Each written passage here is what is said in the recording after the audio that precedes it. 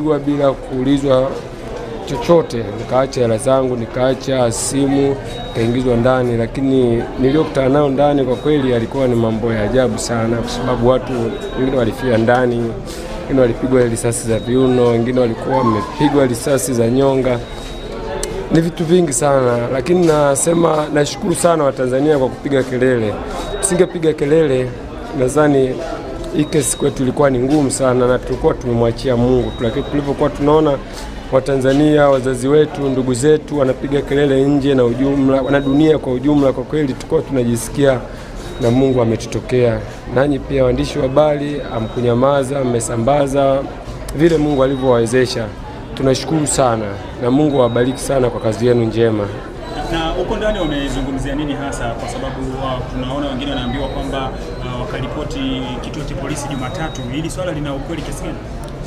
Tumeambiwa Jumatatu tukaripoti, kwa sababu tumejaribu kuuliza kwa habari ya vitu vyetu. Wametuambia Jumatatu tukaripoti.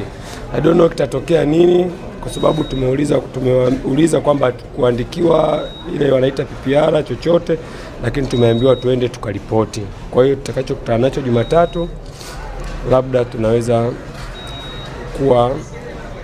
kujua hapo hapo. Kuna baadhi ya ndugu zako ambao wako hapa ambao umeshakutana nao mpaka sasa? Hapana, sijakutana na ndugu yangu aina yoyote kutokea mpaka sasa hivi, kwa sababu hata mke wangu sikuweza kumpa tarehe ya mahakama kwa sababu ilikuwa kwamba tunaweza tukaambiwa ni huku alafu tukaingia kule video. Kwa hiyo tulikuwa hatuna taarifa ambazo ni rasmi. Kwa huenda nyumbani hawafahamu chochote kuhusiana na wewe mpaka sasa?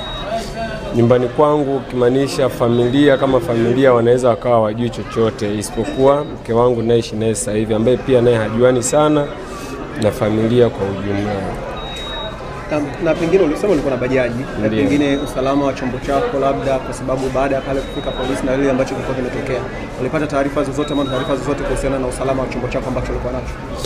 Baada ya kuona hali ya hewa sio nzuri sana, nilijitahidi kuingiza bajaji ambapo si salama sana, lakini ni salama kidogo. Niliingiza kwenye sehemu wanapopaki pale DDC Mlimani, nikapaki pale, lakini kama dakika 20-30 niwasiliana na bosi wangu kwamba napaki chombo hapa, kwa sababu hali ya hewa imekuwa sio nzuri. Kwa hiyo wakati najiandaa kurudi nyumbani ndio ikawa matukio yamenipata. Kwa hiyo mpaka sasa hivi sijui kama bosi wangu aidha ameenda kuichukua au bado ipo au iko salama au haiko salama.